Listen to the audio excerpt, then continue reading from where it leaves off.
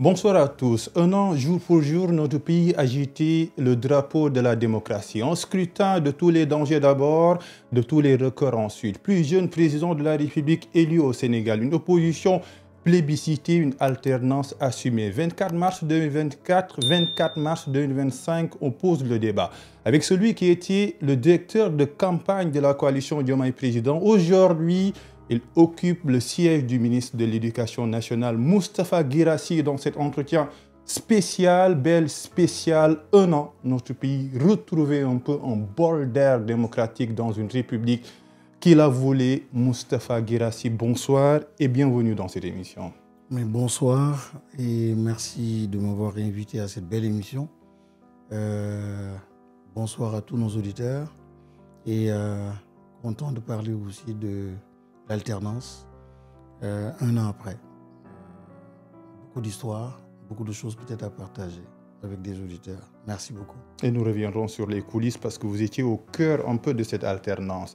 Un an, ça passe vite. Première bougie, comment la soufflez-vous, monsieur le ministre? Avec beaucoup de grâce, de reconnaissance, profond sentiment de gratitude. D'abord vis-à-vis du Tout-Puissant, mais aussi le peuple sénégalais, qui était un grand peuple, un très grand peuple, qui a fait beaucoup de sacrifices pour permettre à la République de renouer avec ses valeurs, avec ce qu'elle a été, de retrouver la paix, de retrouver notre chemin. Et ça, nous le devons à ce grand peuple sénégalais.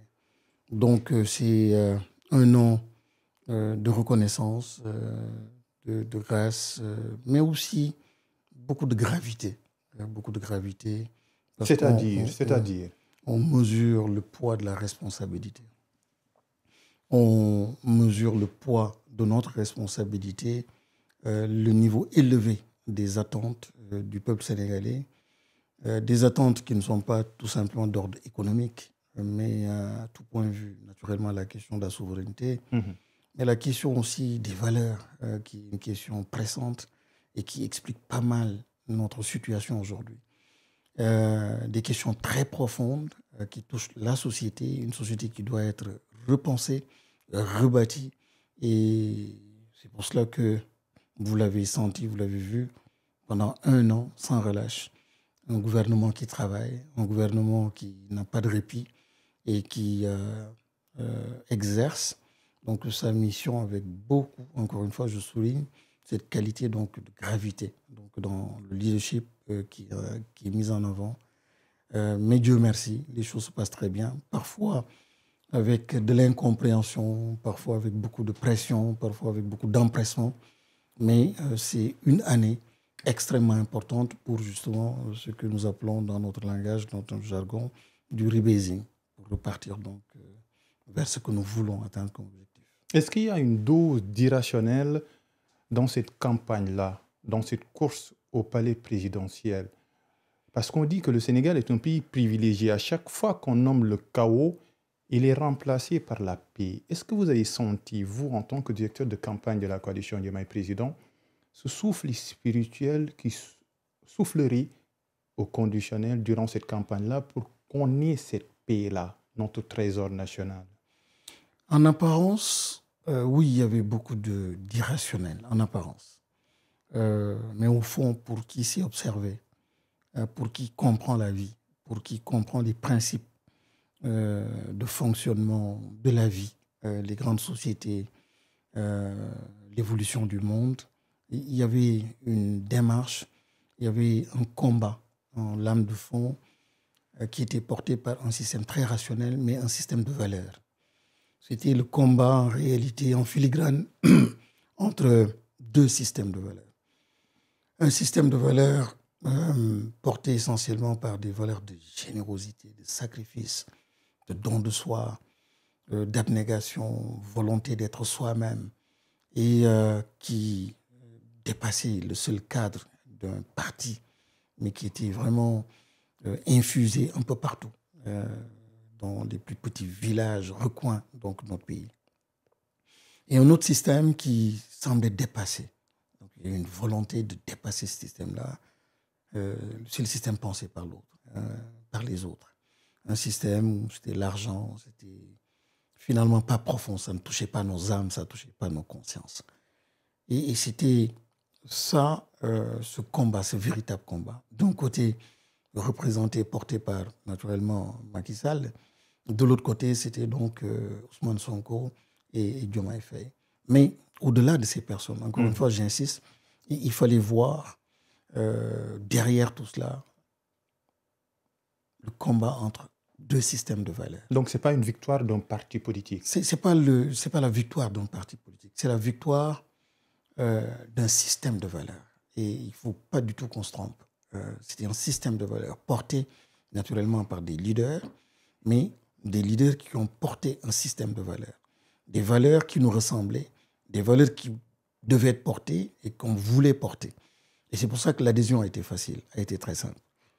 L'autre aspect qu'il faut voir, et j'aime bien mettre en avant cette image-là, la traversée du désert par le prophète Moïse, qui, dans sa marche, avec tous les obstacles, toutes les difficultés, la peur, mais Dieu qui lui dit, la taraf, continue, n'aie pas peur. Et il arrive devant un obstacle. Et l'obstacle, c'était, de toute manière et de toute évidence, infranchissable pour l'entendement humain. Mais lorsqu'on est persévérant, lorsqu'on suit son chemin, lorsqu'on est dans le droit chemin, finalement, la chose se produit toujours. Le miracle se produit toujours. Et aucun succès économique, aucun succès professionnel, social, aucune révolution en réalité ne s'est produite sans justement cette interface, sans qu'on arrive à ce confluent, donc à ce point où absolument un miracle doit se produire. Mais il faut être porteur justement de convictions très fortes. Et c'est ce qui s'est produit. Au moment où tout le monde disait que ce n'était pas possible, au moment où humainement le président était encore en prison, il n'y a aucun indice, aucune analyse qui pouvait permettre à quelqu'un de dire ce serait possible la révolution.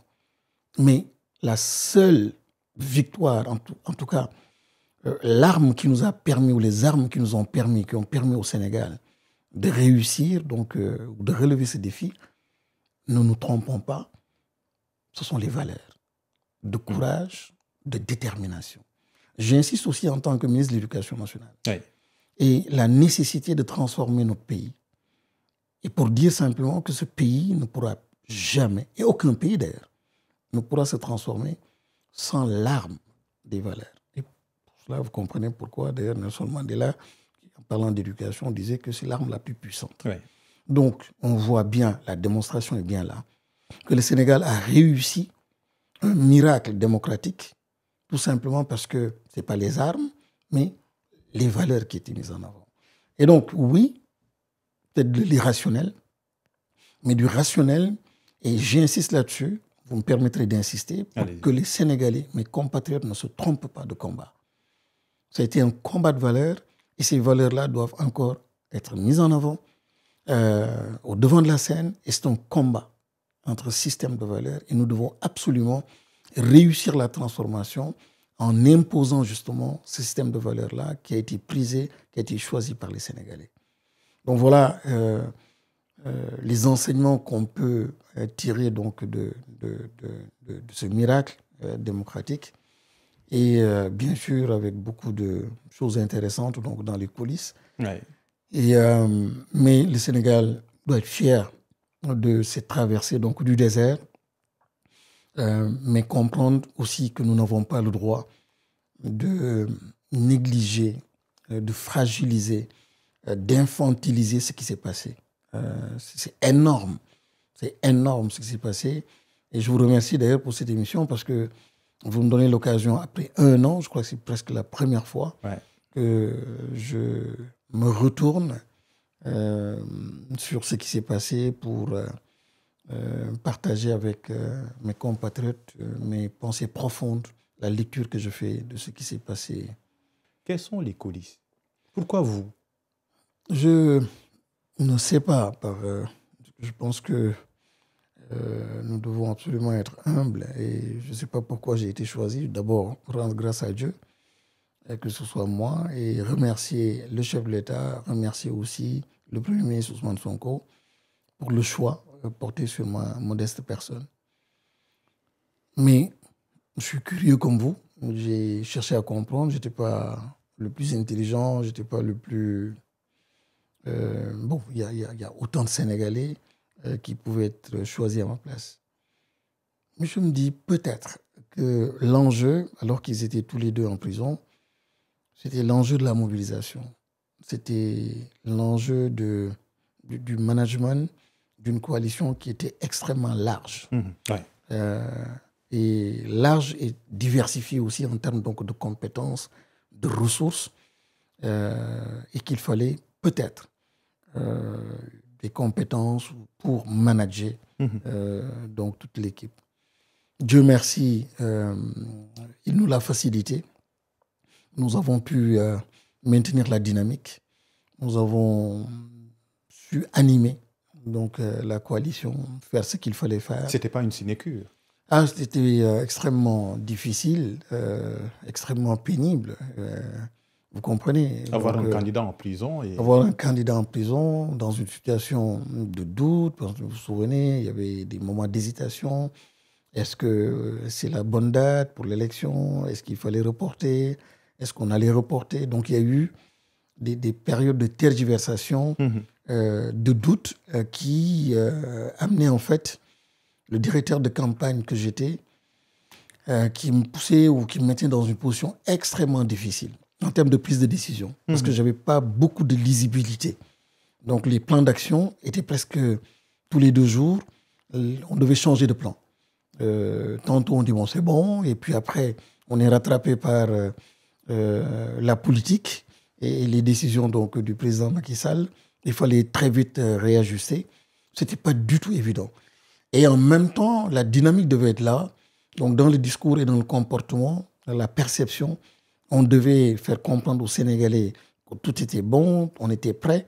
Donc, il y avait vraiment un jeu extrêmement important. Prendre sur soi cette partie-là donc d'incertitude, ne jamais laisser transparaître ou faire paraître donc ces inquiétudes, mais en même temps être là parce qu'il fallait prendre la place du président de la République, ou en tout cas de notre candidat, du candidat retenu ou prisonnier, donc Ousmane Sonko, ce n'était pas évident.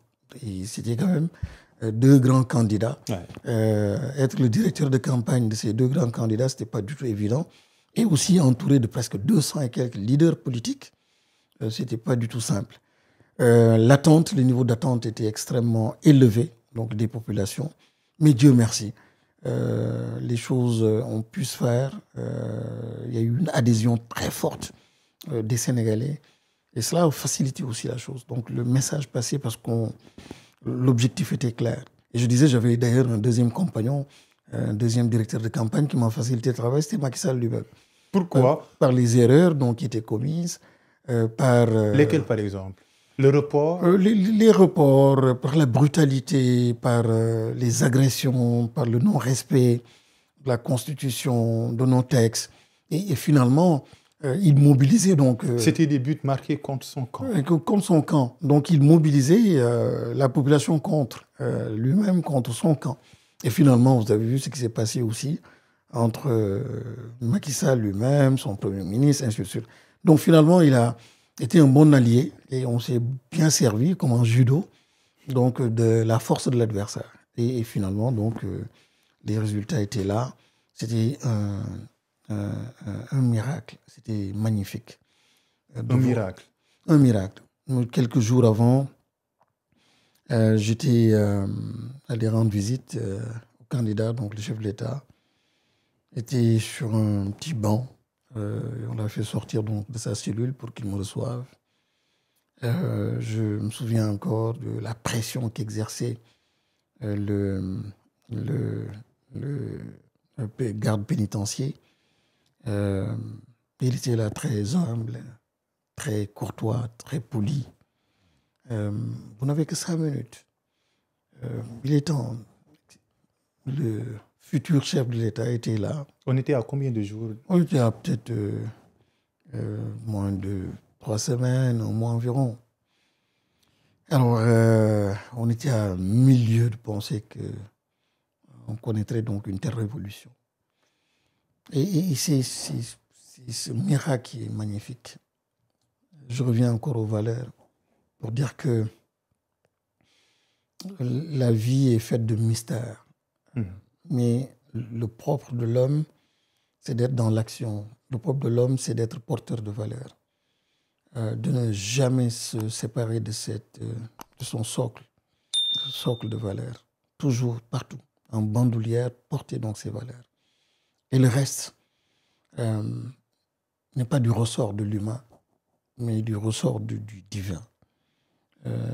Et c'est ce qui s'est passé. Être constant, avoir ses principes, se battre, être dans la générosité, le don de soi, le don de ses idées, accepter de se sacrifier pour un idéal. Et finalement, ça devient toujours très puissant. Oui, parce que la question aussi, pourquoi Moustapha Guirassy a cru à ce projet miraculeux? Vous pouviez aller dans d'autres camps, oui, c'est aller dans la famille libérale. Oui. Mais pourquoi croire en ce projet et vous posez les mots, le qualificatif miraculeux? J'ai un problème, souvent d'ailleurs, on dit que Guirassy n'est pas trop politique. Je dis oui, je pense que je ne suis pas politique. Si être politique, c'est être malin, intelligent. Je préfère parfois être un peu plus naïf, être innocent. Je le préfère. Cette forme de politique ou de politicien où il faut jouer au plus malin. J'ai remarqué dans ma petite vie que lorsqu'on joue au plus malin, à l'intelligent, on se casse toujours le cou. Et beaucoup de politiques très intelligents, très malins, se sont cassés le cou. Et ceux qui avancent aujourd'hui et qui comptent, très souvent, on les a considérés comme des fous. Ils ont un certain moment donné, il est fou, il prend trop de risques. Mais généralement, cette naïveté-là, elle donne quelque chose. Alors, c'est pour dire simplement que je ne suis pas trop dans une logique de parti ou de corporatisme. Je ne suis pas lié à la coquille vide des partis ou des coalitions. Je suis lié plutôt au système de valeurs qui est incarné par soit la coalition ou le parti. Je n'étais pas Pastef. J'ai mon parti, Pastef. De souche. Voilà. Donc j'ai parti le 7 et il y a le Pastef. Mais en termes de proximité, en termes d'idéal et en termes donc de valeur, je peux dire ici que je suis plus proche d'un président Diomaye Faye, Ousmane Sonko, même s'ils ne sont pas du même parti, que le président Diomaye Faye ou le premier ministre Ousmane Sonko avec des militants du PASTEF. C'est une question de valeur. Et c'est important parce que certains ne peuvent pas comprendre que le président ou le premier ministre soit proche donc d'un Cheikh Tidiane Dièye, d'un Moustapha Guirassy, d'une Maïmouna Bousso, ainsi de suite, alors que c'est une question donc de valeur. Et ces valeurs sont importantes. On est PASTEF par les valeurs. On n'est pas PASTEF par une carte de parti. On est 7 par les valeurs, on ne l'est pas par une carte de parti. Et c'est important de mettre encore une fois les systèmes de valeurs en avant. Les valeurs doivent nous unir et on doit rompre notre compagnonnage lorsqu'on n'est plus ensemble. Donc, oui, j'étais dans une famille libérale parce que, voilà, en termes de valeurs, quand je ne m'y retrouve pas, parce que ces valeurs-là ne sont pas portées, je me donne la liberté toujours donc de me connecter en fait à là où se trouvent mes valeurs, là où se trouvent en fait mes convictions profondes. C'est peut-être là le secret. La famille libérale, c'est comme le bateau Titanic. Elle a échoué, mais vous êtes une bouée de sauvetage. C'est ça un peu. Vous maintenez le cap. Quand on voit un peu celles et ceux qui appartenaient à la famille libérale. Oui, et au-delà de la famille libérale, c'est pour tous les partis. Je pense encore une fois, nous sommes tous observateurs de ce qui s'est passé depuis 10 ans, 20 ans. C'est très changeant. On a beaucoup parlé de transhumance. Voilà. Et pourquoi ces transhumances? Pourquoi ça change beaucoup? Parce que les hommes politiques sont plus accrochés en fait à des principes qui n'ont rien à voir avec les systèmes de valeurs. Bon, soit c'est des coquilles vides donc de partis ou de coalitions, et des fois, parfois, c'est très souvent d'ailleurs euh, des liens donc matériels ou autres. Et finalement, ça produit ce que ça produit. Donc une société complètement désintégrée, donc un système politique qui ne peut pas porter les ambitions donc d'un peuple. Et il ne faut pas, nous à notre niveau, qu'on déçoive, et on ne décevra jamais si nous restons accrochés en fait au système de valeurs. C'est pour ça que depuis tout à l'heure, j'insiste pour dire que la victoire que nous avons connue en mars 2024, c'est la victoire d'un système de valeurs. Et ce système de valeurs-là qui doit continuer et nous devons tout faire pour le porter. Maintenant, ça se traduit en politique. Souveraineté, rationalisation des politiques, ce qui s'est passé à la Cour des comptes, et ainsi de suite. Tout cela, il faut le comprendre à travers donc, le prisme de ces valeurs-là. Et c'est important, encore une fois, le Sénégal ne pourra jamais se transformer. Nous n'aurons jamais la profondeur de transformation que nous voulons, l'impact que nous voulons, si cela ne passe pas par le changement donc, de logiciel. Et quand on parle de logiciel, naturellement, on parle donc de système de valeurs. On y reviendra. Parlons un peu des coulisses, les coulisses de cette victoire historique, le 24 mars 2024. Ousmane Sonko, Bassirou Diomaye Faye et des centaines de jeunes détenus. Leur libération a été un peu une sorte de surprise pour le Sénégalais lambda. Vous, en tant que directeur de campagne, est-ce que c'était surprenante cette libération? Est-ce que vous avez joué un rôle prépondérant, un rôle dans l'ombre en catimini pour libérer les deux têtes pensantes de la coalition Diomaye Président? Non, je n'ai joué aucun rôle.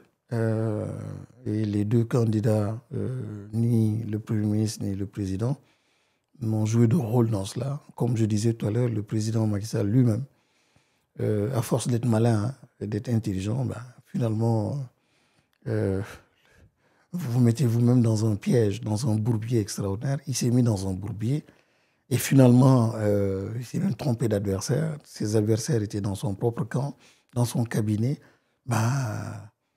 Voilà, la chose s'est passée là et puis penser dans sa stratégie que finalement, même pour combattre ses adversaires, donc, qui n'étaient plus Ousmane Sonko, tout d'un coup c'était Amadou Ba, il fallait peut-être libérer les autres. Je schématise, mais il n'y a pas d'autre explication que cette explication-là. Sinon, ce n'est pas du tout rationnel pour un adversaire de taille qu'on finisse par le libérer. Oui, donc, c'est ça, c'est épisodique. Justement, parce que quand on n'est pas clean, quand on n'est pas clean, quand on ne met pas, encore une fois, excusez-moi d'insister sur ces valeurs de générosité, de transparence, finalement, on est dans des calculs extraordinaires et on tombe dans le piège. Il s'est lui-même ruiné et la seule solution, c'était la libération de ces deux prisonniers, de ces deux détenus, pour justement peut-être combattre. Ça vous a surpris, cette libération?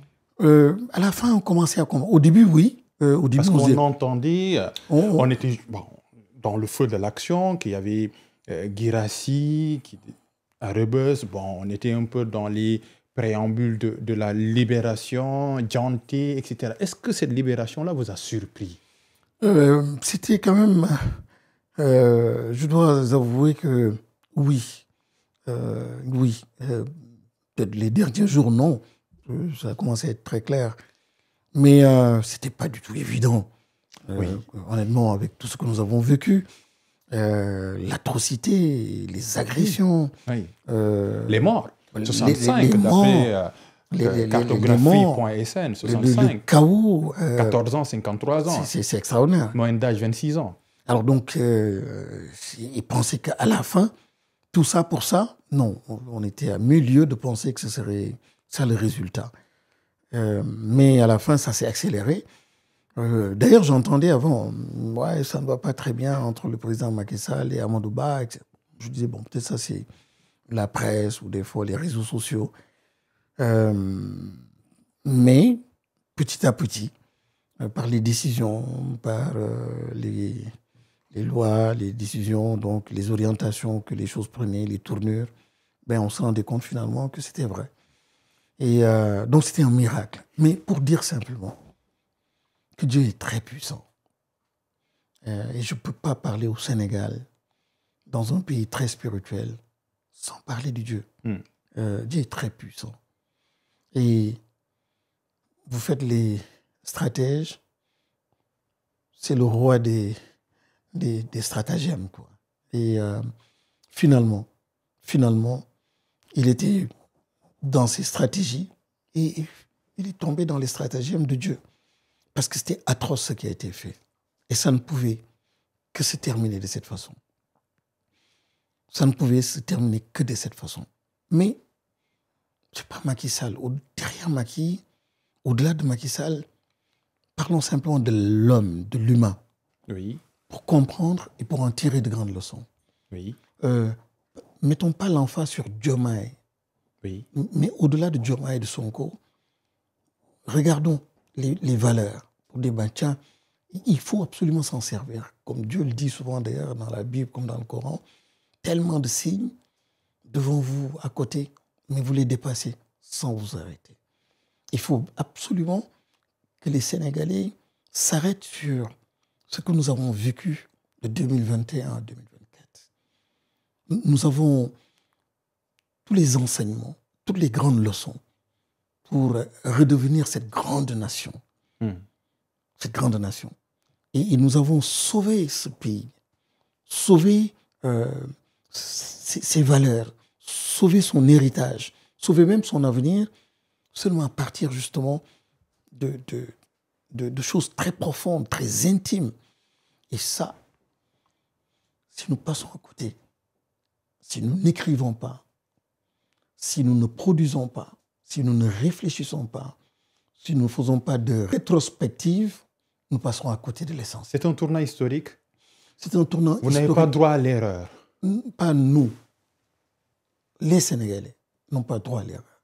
Il ne faut surtout pas faire de cette victoire une victoire d'un parti, d'une coalition. Il ne faut surtout pas faire de cette victoire la victoire d'un homme. Il faut en faire la victoire d'un peuple. Et que le peuple sénégalais tire les grands enseignements de ce qui s'est passé. Si nous passons à côté, ce sera maintenant le chaos. Ce sera le chaos. Il faut décrypter ce qui s'est passé, comprendre les agissements des uns et des autres, ceux qui ont échoué, qu'est-ce qui a expliqué leur échec. Et qu'on ne mette pas l'enfant sur Macky Sall. Si c'est passé, c'est fini. Mais disons un homme qui s'appelait Macky Sall, mais tous les hommes qui auront le même comportement que Macky Sall, voilà, l'histoire se reproduira. Et partout, en entreprise, dans le public, dans le privé, dans une famille, n'importe où dans la société, lorsqu'on a le même comportement que Diomaye, lorsqu'on aura le même comportement que Sonko, le même miracle se reproduira. Il faut comprendre que ce qui a fait bouger les choses, ce qui a fait bouger les lignes, c'est ce que nous avons à l'intérieur. Et ça, c'est le don. C'est ce qu'on appelle la nation. C'est ce qui nous est propre. C'est notre signe distinctif. Et nous avons eu la chance, cette fois-ci, de découvrir le vrai trésor. Ce n'est pas le pétrole, ce n'est pas le gaz, ce n'est pas l'or. Mais c'est ce trésor-là. Nous avons traversé une épreuve qui nous a permis donc de toucher la chose. Mais pour revenir à l'histoire de Moïse, quand le miracle fut accompli, quelques jours après, ils étaient là encore en train de douter, en disant à Moïse, mais de quelle eau on va boire, etc. Et c'est ce qui est en train de se passer. Et le président Diomaye disait à une occasion, il dit, les Sénégalais sont allés dans un restaurant. On leur a présenté un menu. Et dans le menu, il y avait un plat qu'ils ont bien aimé et qui s'appelait rupture. Et lorsque le serveur est arrivé avec ce plat, rupture, finalement, ils disent non, ce n'est pas ce plat que je voulais. Et il faut éviter donc cette situation. Il faut bien qu'on se souvienne du plat que nous avons commandé. C'était le plat de la rupture. L'élection présidentielle, est-ce qu'elle était déjà gagnée au soir du 14 mars? Le jour de la libération, avec cette marée humaine qui suivait le cortège. Oui, je De pense. Rebeuss jusqu'au Pont E. Il était déjà gagné. Non, c'était magnifique. Vous étiez où à l'époque, le Oui, 14 mars? on était entre Rebeuss et notre siège, Liberté 5, le QG. Et voilà, donc il fallait coordonner avec les uns et les autres, mais surtout les détenus. Il fallait rassurer, il y avait beaucoup de questions, la presse, euh, les leaders eux-mêmes, donc ils m'interrogeaient, donc, parce qu'en tant que directeur de campagne, il fallait aussi en même temps dérouler, parce que chaque jour était important, c'était ça le challenge aussi. On était dans une situation parfois d'immobilisme, parce qu'on attend, ils sortent à quelle heure, à quel moment, voilà. En même temps, il faut dérouler, parce que voilà, c'est quelques jours la campagne. Mais la campagne était magnifique. Magnifique. 14 jours. On arrive dans des villes à 5h, 6h du matin. C'est toute la ville qui est dehors. C'est tout le village, c'est tout le département qui est dehors. C'était le signe de quoi? C'était encore une fois une manifestation. C'est la puissance de Dieu, mais c'est la puissance de l'homme aussi. C'est la puissance de Dieu, la puissance de la l'homme. foule partout. La foule partout. Du nord au sud. Du nord au sud. Et c'est extraordinaire, sans armes, sans argent, mais la puissance d'un discours, d'une vision. C'est ça qui est extraordinaire. Les valeurs, le combat, le courage, la détermination. C'est une campagne sans sous? Oui, c'est une campagne. Bon, naturellement, il y a eu des sous, mais il y a eu... L'autre partie était beaucoup plus riche que la nôtre. Laquelle? Oui, celle-là qui était au pouvoir. Oui. Mais ce n'est pas ça qui a été déterminant. Ce n'était pas l'élément déterminant. L'élément déterminant, puis les Sénégalais sont matures. Ils ne sortaient pas parce que vous avez de l'argent. Ils sortaient parce que vous dites des choses qui les intéressent. Parce que vous avez touché le fond. Il y a une lame de fond, il y a un substrat, il y a quelque chose qui est en train de se passer en Afrique. Mali, le Niger, Sénégal. Certains réagissent, donc en tout cas les pays réagissent de façon différente. Mais il y a un dénominateur commun. Lequel? Cette volonté de souveraineté. Ce sont les Africains aujourd'hui, les jeunes, à travers donc la musique, on le sent, le rap, l'art, l'enfant, on le sent, les politiques, on le sent. Il y a une transformation très profonde qui est en train de s'opérer. Et c'est ça. Et le Sénégal l'a fait de façon magnifique. Mais cette transformation aussi. Là maintenant, nous avons soufflé donc 1 an. Oui. Notre première bougie. Oui. Mais les autres bougies, pour les souffler, là, au début, je parlais donc du souffle de la grâce, la reconnaissance, du rebasing, la gravité de la chose. Mais il faut que ça continue en connectant la question et la chose à ce substrat, à cette volonté profonde. Il ne faut jamais l'oublier. Elle passe par des sacrifices, cette volonté? Oui, elle passe par des sacrifices. Elle passe par... Comme se serrer la ceinture, par exemple? Oui, pas simplement au plan... Comment? Se serrer la ceinture, encore une fois, moi je pense que la principale arme sera l'arme de l'éducation. Votre secteur? Là, je ne parle même pas en termes de secteur. Je dépasse le cap de notre secteur, parce que d'ailleurs, dans notre secteur, on parle d'évolution d'un système éducatif vers une société éducative. Oui. Cette société éducative doit être d'abord une société apprenante. Et déjà apprendre de tout ce que nous avons vécu. Pas seulement les 3 dernières années, mais depuis les indépendances, apprendre aussi avant les indépendances. Mais à partir de là, devenir une société éducative où il y a un effort d'éducation que chacun déploie, que chacun fait dans sa famille, dans son école, dans son quartier. Il faut qu'on s'éduque comme dans ces pays émergents qui ont réussi en fait à discipliner une nation, à avoir une vision, à avoir un comportement, à repenser le rapport au travail, le rapport à l'autre, le rapport à l'honnêteté, à certaines valeurs. C'est ça qui détermine la chose. Le Japon, qui était complètement par terre, s'est relevé par le biais des valeurs.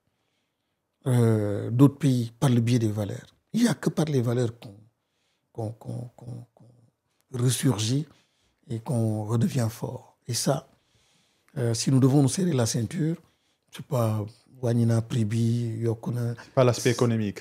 Oui, il est important, certes, parce que... Très important. Mais par contre, je pense le plus important, ce sont ces valeurs-là intangibles de résilience, d'endurance, sens de générosité. Sinon, rien ne changera. Comment être patriote si on n'est pas généreux, si on n'a pas le sens du sacrifice? Comment respecter l'hygiène et l'ordre si on ne renonce pas, on ne donne pas, on ne comprend pas? Non, ce n'est pas possible. Et le problème du Sénégal et du continent tourne autour de cela. Discipline, rapport au travail, sens de la générosité, civisme, patriotisme. Ça s'appelle ça. Le mal n'a pas d'autre nom que ces mots. Maintenant, après, ça se décline en déficit budgétaire, ça se décline en chômage, ça se décline en des enfants, des bébés tués donc, à l'hôpital par négligence, ainsi de suite. Ça prend des formes, malheureusement, donc, que nous connaissons tous. Mais il ne faut pas qu'on se trompe entre le doigt qui montre la Lune et la Lune elle-même. C'est important. Avant d'enlever la casquette de directeur de campagne, le 24 mars, score soviétique, opposition au premier tour, score inédit, c'était la mission accomplie. C'était ça, ouf, mission accomplie. Parce qu'un directeur de campagne est sanctionné positivement ou négativement en fonction des scores à l'élection présidentielle. Oui, moi je voyais pas ce poste de directeur de campagne et je pense que mes collègues pourront mieux témoigner de ce que je dis là. J'étais plutôt un animateur d'équipe. J'étais là, plutôt je dirais même un serviteur. Je ne portais pas cette casquette-là de quelqu'un qui dirige les choses, mais quelqu'un qui devait servir, qui devait... C'est par humilité, il y a une glorification, alhamdoulilah. Bon. Oui, j'ai Parce que l'échec serait un peu... Tout à fait. Oui. On rend grâce à Dieu et on remercie en fait tous les collaborateurs, le peuple sénégalais, les militants, les sympathisants qui nous ont accompagnés. Mais la mission, elle n'est pas encore finie pour moi. Parce que, oui, directeur de campagne pour une campagne, mais c'est plus que ça pour moi. C'est quoi? Encore une fois, c'est cette transformation qui est attendue. J'aurais échoué si je me battais ou si je m'étais battu pour une alternance qui ne produirait pas d'effet. Je ne serais pas très fier. Mais je serais encore beaucoup plus fier, encore une fois, si on réussit en fait à faire triompher la chose qui était cachée par deux hommes, Ousmane Sonko et Diomaye. Aujourd'hui, on les voit, mais ce qu'ils cachaient de plus profond, c'est les valeurs donc, qui devaient transformer le pays. Ils passeront peut-être par l'école, forcément. Bassirou Diomaye Faye, président, Ousmane Sonko, premier ministre, vous, ministre de l'Éducation nationale, un poste stratégique. L'éducation, l'arme la plus puissante, vous citiez tout à l'heure Mandela. Un an, c'est possible de faire un bilan sectoriel? Oui, on peut naturellement faire un bilan. Ce serait quoi? Plutôt satisfaisant. D'abord dans toute l'importance en un an que le chef de l'État a donné à l'éducation, que le chef du gouvernement a accordé à l'éducation. Nous l'avons entendu lors du concours général. C'était, je crois, le premier événement, ou parmi les premiers événements.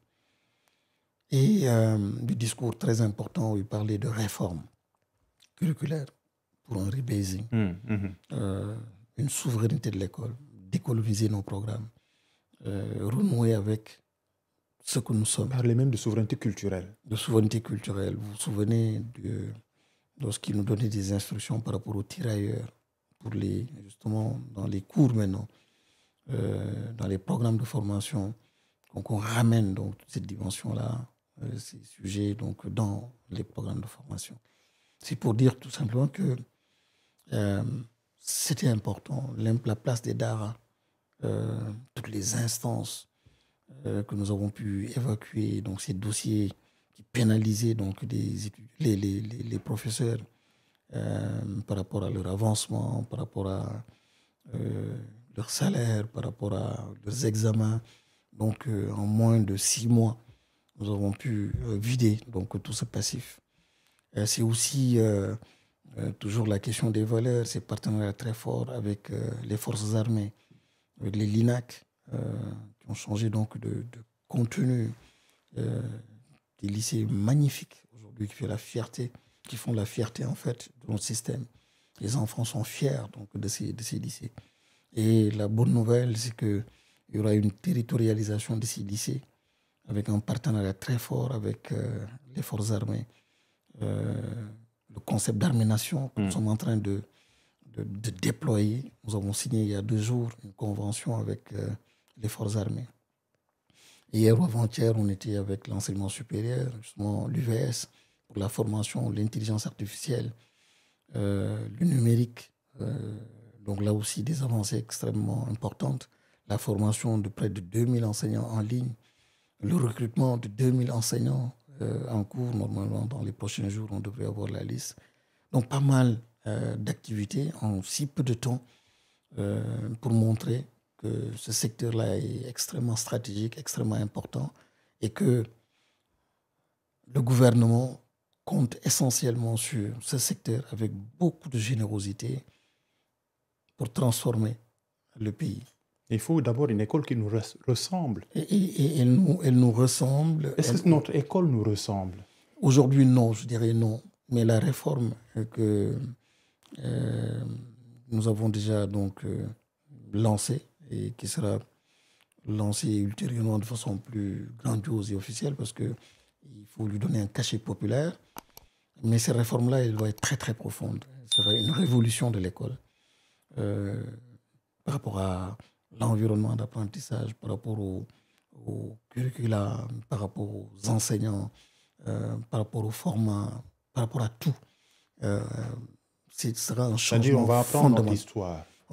Au-delà de notre histoire, mais on va apprendre ce que nous voulons apprendre en fonction de notre référentiel, en fonction de là où nous voulons aller. Déjà, nous avons un premier repère, référentiel 2050. On voit l'importance de l'axe du capital humain. Et cet axe-là, il est fondamental. Et je parlais de générosité. Pourquoi je parle de générosité? Parce que quand on est dans le fast track, comme l'ancien président, on est dans le show et dans le buzz. Donc il faut faire des stades, il faut faire de belles routes, il faut faire le terre, etc. C'est bien. Mais un pays comme celui-là a besoin de travailler à partir de l'éducation, de former son capital humain. Et l'éducation, naturellement, sera le socle. Donc ce ne sera pas spontané. Ce sera dans 10 ans, dans 15 ans. Il faut tous espérer que le Sénégal puisse produire le type de Sénégalais que nous voulons. Et il n'y a pas d'autres espaces pour accoucher de ce type de Sénégalais. Il n'y a que le système éducatif pour accoucher et produire le type de Sénégalais que nous voulons. Donc, et quelqu'un disait il y a quelques jours qu'en prospective, le court terme, c'est 40 ans. Le moyen terme, c'est à peu près 70. Et le long terme, c'est 1 siècle. Lorsque nous sommes dans le court terme, si nous sommes dans la prospective, réfléchissons en termes d'au moins 20-25 ans, pas une affaire de 5 ans. Or, la pression est très forte. En moins d'1 an, déjà, tout le monde on demande la révolution, le changement profond. Mais le court terme, encore une fois, au moins, donnons-nous 10 ans, 15 ans pour produire le type de Sénégalais que nous voulons. Je ne parle pas des aspects économiques. Je parle du capital humain qui doit porter donc, ce Sénégal-là. C'est le cœur du développement. C'est le cœur du développement et par rapport aux enjeux de demain. Et c'est pour ça que je parle de générosité, c'est-à-dire accepter de faire des sacrifices en espérant produire le Sénégalais, qu'on soit vivant ou pas, que personnellement ou directement, qu'on soit impacté ou pas, mais au moins qu'on le dise, on se bat pour demain, comme un père de famille se battrait pour ses enfants.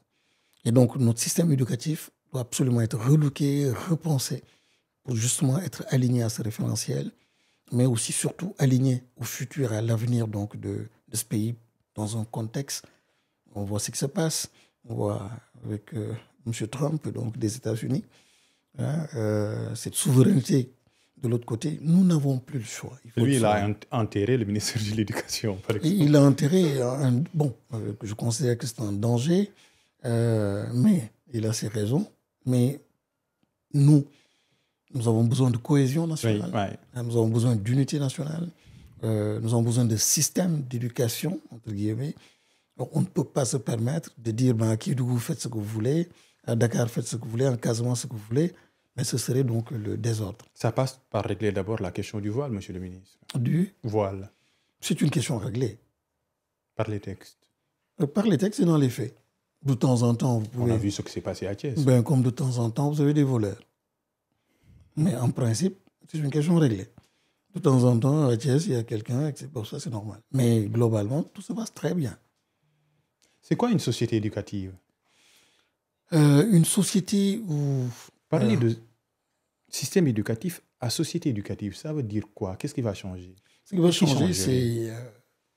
certainement, vous l'avez vécu, le voisin d'à côté participait à l'effort d'éducation. Le Serindara participait à l'effort d'éducation. Vous étiez dans le sport, vous étiez dans autre chose. La communauté tout entière, chacun participait à l'effort d'éducation. Depuis que l'école, notre école, a coupé les liens avec la société, culturellement, sociologiquement, avec son passé, avec son futur, avec son présent, finalement, on produit des enfants qui ne nous ressemblent pas. Et nous avons besoin d'avoir des enfants, d'avoir une école qui nous ressemble, connectée. Autrement dit, au cœur de l'école, que les parents y soient. C'est le cas actuellement, mais encore davantage. Que le sport y soit, que le numérique y soit, que les daras y soient, que nos convictions religieuses, spirituelles y soient, culturellement qu'on y soit. C'est ça la société éducative.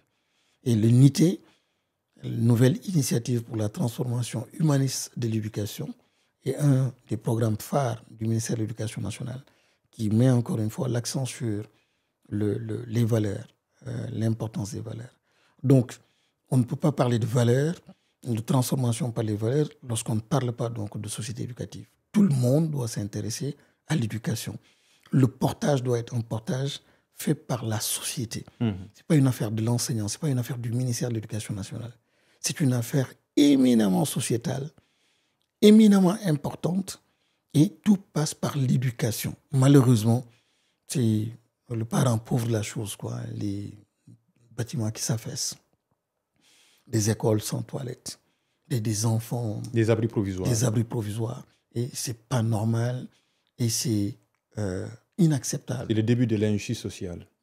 Au-delà de cela, c'est vraiment une arme de destruction massive, quoi, de sa société. Donc, il faut se réconcilier à l'éducation, comprendre l'éducation et que tout le monde donc, y adhère. Et aujourd'hui, nous sommes en train de le réussir. Nous sommes en train de signer des partenariats, de ramener tout le monde et de ramener l'école. Vous nous entendez depuis 1 an, l'école est à la mode. Elle était à la mode, mais on veut que l'école soit le cœur, le pivot autour donc, duquel toute la redistribution, tous les efforts donc, devraient être déployés pour justement atteindre ces objectifs. Être à la mode aussi, c'est être sur le même chemin que l'intelligence artificielle. Vous aviez signé un protocole. C'est quoi l'intelligence artificielle à l'école? Ça veut dire quoi? Pour finir un peu sur ce chapitre de technologie de l'information et de la communication. Oui, c'est se servir du numérique, de l'intelligence artificielle pour justement réaliser cette société éducative. Aujourd'hui, l'intelligence artificielle et le numérique vont permettre l'inclusion. L'élève a changé, la pédagogie a changé. Lorsqu'on veut être dans l'équité, un enfant, pour un suivi plus régulier, qui tient compte de son évolution, de ses particularités, de son milieu, l'intelligence artificielle aujourd'hui ou le numérique permet en fait d'avoir un suivi individualisé, par exemple. Plutôt que d'être dans le général pour tout le monde, un seul professeur, un seul tableau, peu importe les niveaux. Aujourd'hui, avec ces technologies, on arrive en fait à personnaliser en fonction du rythme de l'enfant, de l'évolution de l'enfant, de son environnement. Ça, c'est une chance et nous devons tout faire pour donner ces chances-là à chacun de nos enfants. Les enfants en situation de handicap, nous pouvons aussi résoudre. Une bonne partie de la population sénégalaise est presque hors système. Avec l'intelligence artificielle, vous pouvez, le Wolof, le Mandingue, etc., connecter une bonne partie de la population à l'effort, à l'information, à la connaissance. Et donc, l'IA et le numérique deviennent donc des outils extrêmement puissants pour la transformation donc, du système éducatif et le faire évoluer vers cette société éducative. Mais bien sûr, avec toute la prudence qu'il faut, la dimension éthique, faire attention, protéger davantage. Mais on n'a pas peur, on n'a pas le choix. L'enfant change, son environnement change, l'enseignant doit changer.